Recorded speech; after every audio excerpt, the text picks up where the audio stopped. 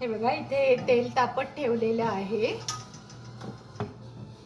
आता ह्याच्यामध्ये मी हिंग, मोहरी, जिरं टाकत आहे. हे बघा जिरं छान फुलले, म्हणजे तेल छान तापलेलं आहे. मोहरी टाकते.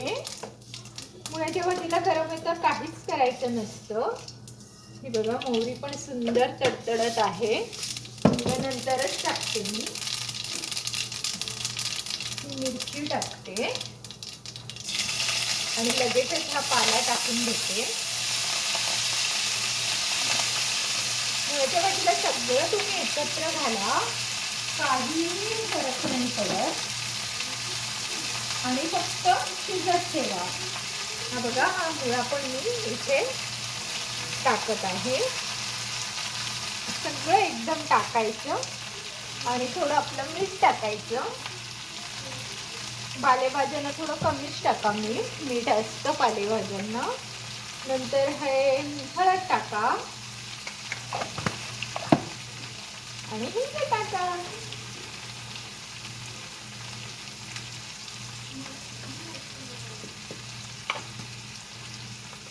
आणि मस्त ह्याला आता सोते करून घ्या.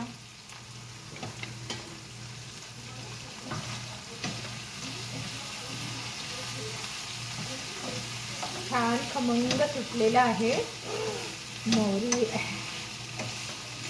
आणि मुळ्याच्या भाजीला आपण पाणी सुटतं, पाणी घालायची गरज नाहीये. हवं तर नुसतं वरती थोडं शिंपडा, म्हणजे ते कच्चा जो मुळा आहे तो छान शिजला जाईल. म्हणून हे बघा मी थोडंसं पाणी असं शिंपडते.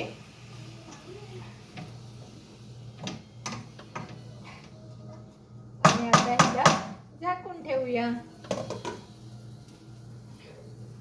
तर अशा प्रकारे 2 मिनिटात मुळ्याची भाजी झाली की नाही आपली रेडी.